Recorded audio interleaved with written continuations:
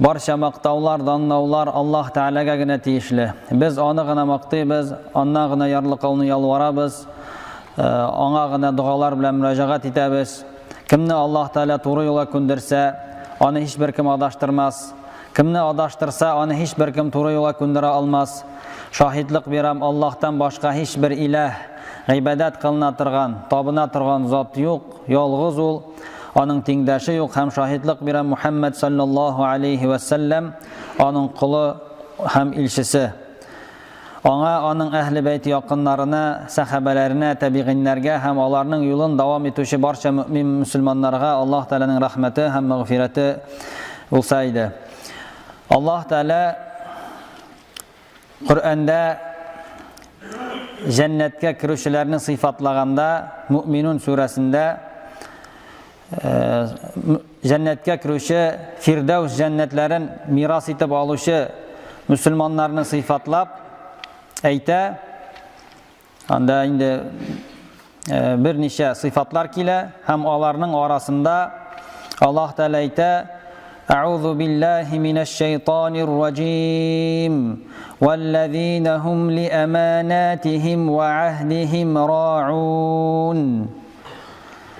Olar amanatlarni ham kelishuvlarni o'tavchilar. Ya'ni Alloh taolo shu oyatda jannatni miros etib, Firdavs jannatin miros etib oluvchi kishilarning sifatidan shu amanatlarni o'tavchilar, ya'ni amanatlarni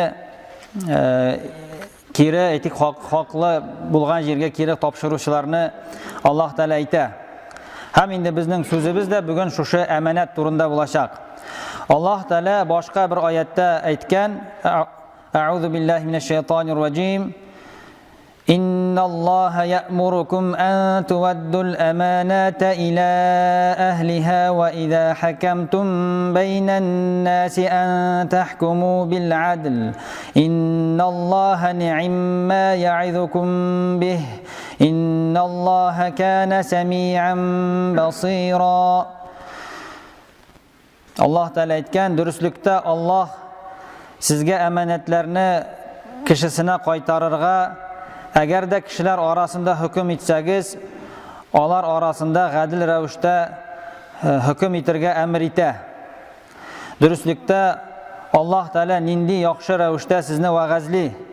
Shunliqda Alloh taolo eshituvchi ham ko'ruvchi zot. Ya'ni amanat ul xiyonatning qopma qarshisi. Bu tushunchada endi kishiga berilgan narsada ham endi kishilarga yuklatilgan vazifalar da kira. Amanat so'zi o'z ichine bir ko'p narsalarni o'zine kiritgan. Shunga ko'ra da Qur'onda amanat so'zi birlik sonida tugul, ko'plik sonida kela. Bugungi kunda jamiyatda tug'ishi bütün problemalarda shu amanatning yo'qqa chiqu sababli borliqqa kela. Davlatda aytik ishsiz qoluv bo'lsin, oila tarqaluvlari bo'lsin, sotuv oluvda aldashuv bo'lsin, kishi milkini qo'l so'zuv bo'lsin, tabiblarning avrularga qarata aytik tiyishincha davo bermaganlari bo'lsin, yetim bolalarning ko'payuvi, bular bütünüsü de şu amanatning yo'qqa chiqu orqasida bo'la. Endi şu amanatning yo'qqa chiqu şu problemalarni tug'dira.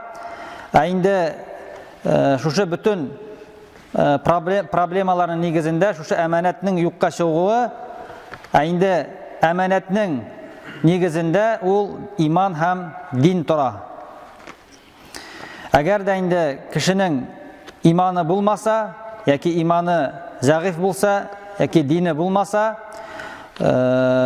onun amanati da bulmay. Peygamber sallallahu aleyhi ve sellem aytgan: "La imana liman la amanata lah ve la dina liman la ahda lah." Amanati bulmagan kişinin imanı yok, akilishini o'tamagan kişinin dini yok deb Peygamber sallallahu aleyhi ve sellem aytgan. Hem İslam dininde emanetlerinin etik türleri bir köp, hem alarının birincisi ol Allah Teala birgen din. Allah Teala birgen din ol emanet bulup tura. Kişi bu dünyaya barlıkka kelgenden soň, baligatga erişkech, ölümü kelgençe kadar ona indi Allah Teala üterge tiyişli bolan vazifalarını yükledi. Hem Kur'an'da Allah Teala şu aytik emanetini birgenin anlatıp ayta, haber etip ayta: İnna aradnal emanete alas semavati vel ardı vel cibali feebeyne en yahmilnaha ve eşfaqna minha ve hamalahal insan innehu kana zalumen cehula. Biz emanetni, yani dinni, şeriat hükümlerin köklerge, jirge hem tavlarga öz üstügizge alığız dip takdim ettik. Alar onu öz üstlerine alıdan baş tarttılar. Hem ondan korktular. Kişi onu öz üstüne aldı. Dürüstlükte ol Allah'a karşı kilip öz özüne ziyan getirüşü, hem emanetini ötemegen üçün jazaga tartılacağın bilmevşi zat buldu. Yani, tefsir galimleri anlatalar.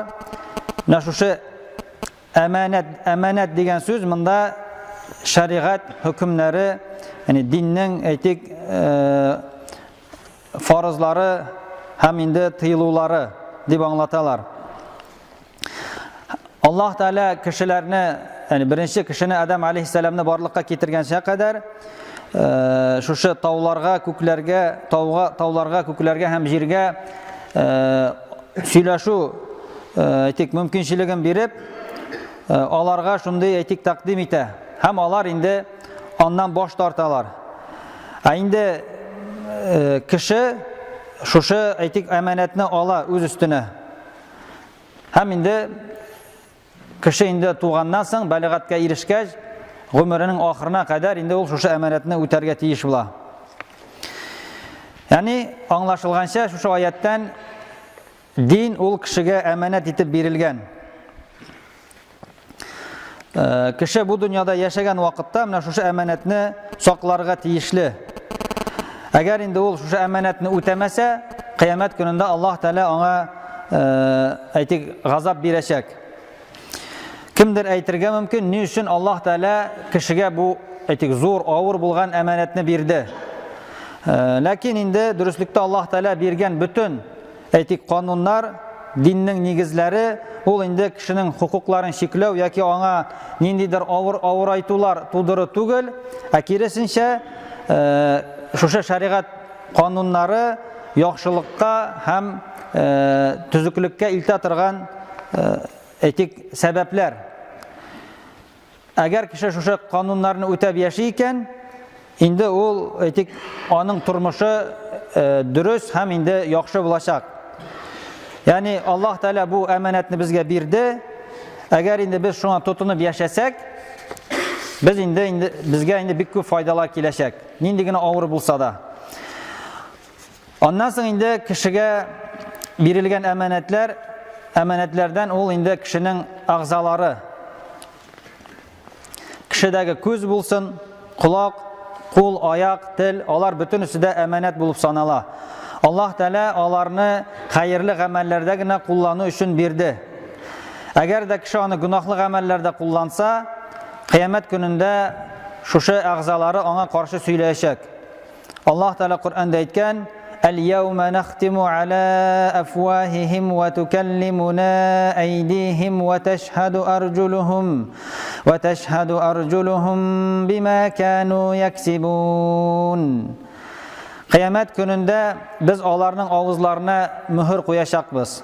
Şol vakitte alarının kulları bizning bilen söyleşecek, hem ayakları, günahları, alarga karşı günahları turunda şahitlik verecek diye aytdı Allah Teala. Yani kıyamet gününde kişi özün cehennem gazabından kutkarı için bütün günahların inkar ete başlayacak. Hem şu vakitte Allah Teala indi ona söyleşe almasın için ağzına mühür koya, Һәм шундан соң аның куллары кылган гынахлары турында сөйли башлый, һәм аяклары моны раслап шаһидлык бирә. Күп вакытта инде кеше гынах кылганда аның куллары белән эшли. Аяклары шушы гынахка алып бара гына. Шуңа күрә дә кулларга сөйләү вазифасы бирелә, аякларга инде шаһидлык вазифасы бирелә. Башка бер аятта Аллаһ Тәгалә әйтә: «Иннәс-сам'a вал-басара вал-фуада куллу улаика кана анху мас'ула». Дөреслектә кулак, күз һәм йөрәк аларның бөтенесеннән дә соралачак ди. Яни кыямәт көнендә әйтик, безнең күзебез бит инде. Шушы күзебез өчен бездән соралачак. Чөнки ул безгә әманәт итеп бирелде. Шулай ук кулак булсын, шулай ук күңел, йөрәк. Ни өчен начар нәрсәгә карадың, ни өчен начар харам булган нәрсәләрне тыңладың, ни өчен гынахлы эшләргә карар кылдың дип йөрәктән һәм инде башка агъзалардан бөтенесеннән соралачак. Һәм инде шушы җавап нигезендә инде шушы әйтик аның агъзалары ничек әйтик җавап бирәләр, шуңа карап инде аңа тиешле җәза биреләчәк. Аннан соң балалар шулай ук инде кешегә бирелгән әманәт. Аллаһ Тәгаләнең бәндәләренә биргән бүләге. Алар инде кешеләр шушы әйтик бирелгән әманәтне бу дөньяда инде саклап, тиешенчә аны әйтик үстерергә тиешле. Аллаһ Тәгалә шушы әйтик балаларны үзе теләгән бәндәләргә генә бирә, һәм инде ата-аналар шушы әйтик бирелгән балаларга инде нык игътибарлы булырга тиешләр. Һәм инде Аллаһ Тәгалә шушы балаларны әйтик балаларга дөрес тәрбия бирү, аларны әйтик матди чыгымнарын әйтик карау бөтенесе инде ата-анага yüklәтелде. Бүгенге көндәге балаларның тәрбиясез булып үсүләре һәм шулай ук инде олыларны хөрмәт итмәүләре, тупас булып үсүләре бөтенесе шушы ата-ананың әманәтне үтәмәү аркасында. Аллаһ Тәгалә Куръанда ата-ананың әйтик вазифасын, нинди зур вазифасы әйтик булуын билгеләп, Аллаһ Тәгалә Куръанда әйтә: «Я айюхаллазина аману қу анфусакум ва ахликум нара вақудуха ан-насу вал-хижара». Эй иман китергән бәндәләр, үзегезне һәм гаиләләрегезне ягылугы кешеләр һәм ташлар булган җәһәннәм утыннан саклагыз дип әйтә. Гали ибн Абу Талиб радиллаһу анху бу аятны булай дип аңлата. Гаилә агъзалары җәһәннәм утыннан саклау, ул аларга әдәп әхлакны һәм ислам диненең нигезләрен, аның кануннарын өйрәтүне аңлата ди. Ибн Аббас радиллаһу анху бу аятка шундый аңлатма бирә. Аллаһка итагать итегез, Аллаһка каршы килүдән сакланыгыз һәм гаиләләрегезне Коръән буенча яшәргә кушыгыз. Шул вакытта сезне Аллаһ җәһәннәм утыннан саклар дип әйтә. Һәм инде Пәйгамбәр саллаллаһу алейхи ва саллям да ир белән хатынның вазифасын аңлатып, гаиләдә әйтә: сезнең ди һәрберегез көтүче һәм һәрберегез шушы көтү өчен җаваплы. Җитәкче булган кеше көтүче һәм ул үзенең кул астындагы булган кешеләр өчен җаваплы. Ир кеше үзенең гаиләсе өчен әйтик көтүче һәм шушы гаиләсе өчен җаваплы. Һәм шулай ук хатын-кыз да көтүче, иренең өендәге булган, аның шушы кул астындагы хатынның карамагында булган бүтән нәрсә өчен җаваплы дип әйтә. Яни әгәр кеше шушы әйтик җаваплылыкларны үтәсә, шушы әйтик балаларга карата инде ир кешенең гаиләсе һәм гаиләсенең инде хатыны була, балалары була. Шушы хатын әгәр шушы балаларны, ата-ана балаларны дөрес итеп тәрбияләсәләр, тиешенчә тәрбия бирсәләр аларга, алар инде әйтик тиешенчә үсәләр. һәм кыямәт көнендә Аллаһ Тәала шушы балаларга нинди тәрбия бирүлегә карап, аларга инде әҗер савап яки инде җәһәннәм газабына әйтик тартачак. Аннан соң инде эшкә лаеклы кешене кую һәм кушылган эшне башкару. Алар икесе дә әманәт булып тора. Пәйгамбәр саллаллаһу алейхи ва саллям янына бер кеше килеп сораган кыямәт көне турында. Пәйгамбәр саллаллаһу алейхи ва саллям әйткән: "Әгәр дә әманәт юкка чыкса, кыямәт көнен көт" дигән. Һәм теге кеше әманәтнең юкка чыгуы ничек буласың дип сорагач, Пәйгамбәр саллаллаһу алейхи ва саллям әйткән: "Әгәр дә эш лаеклы булмаган кешегә тапшырылса, кыямәт көнен киләчәген көт" дигән. Yani һәрбер эш, һәрбер һөнәр белеме һәм инде осталыгы булган, булдыра ала торган кешегә тапшырылырга тиеш, һәм инде шундый кешеләр генә башкарырга тиеш аны. Әгәр дә инде эш лаексыз кешегә бирелсә, бу инде әманәткә хыянат итү була. Һәм кыямәт көнендә моның өчен инде кешеләрдән соралачак. Аннан соң эшне башкаручы кешегә хезмәт хакын түләү әманәт. Бу инде бигрәк тә дәүләт җитәкчеләренә һәм инде эш белән тәэмин итүче кешеләргә кагыла. Ислам динендә кешенең хакы бик зур һәм инде нык хөрмәткә лаек. Шуңа күрә дә яллап эшләткән кешеләргә аларның хезмәт хакын бирмәү зур гынах. Пәйгамбәр саллаллаһу алейхи ва саллям бер хадисендә әйткән: "А'тул аҗира аҗраху qabla an yajiffa araquhu." Яллап эшләтүче кешегә хакын, ягъни акчасын тире кипкәнчә кадәр бирегез дип Пәйгамбәр саллаллаһу алейхи ва саллям әйткән. Аннан соң кеше әйткән серне саклау шулай ук әманәт булып тора. Әгәр дә берәр кешегә икенче кеше үзенең серен сөйләсә, инде ул аны башкаларга тарата икән, ул инде аның әманәтен сакламаган була. Инде бу кешенең серен кешеләргә тарату ул тыелган. Пәйгамбәр саллаллаһу алейхи ва саллям әйткән: "Иза хадаса ар-раҗулу бихадисин, thumma iltafata fahiya amanatun."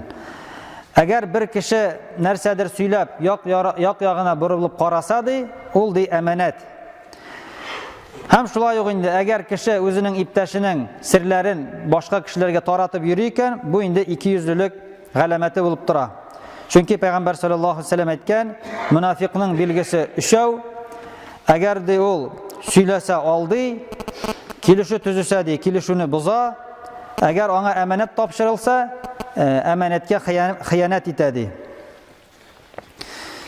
Аннан соң 7-нчесе сакланырга бирелгән әйбер әманәт булып тора.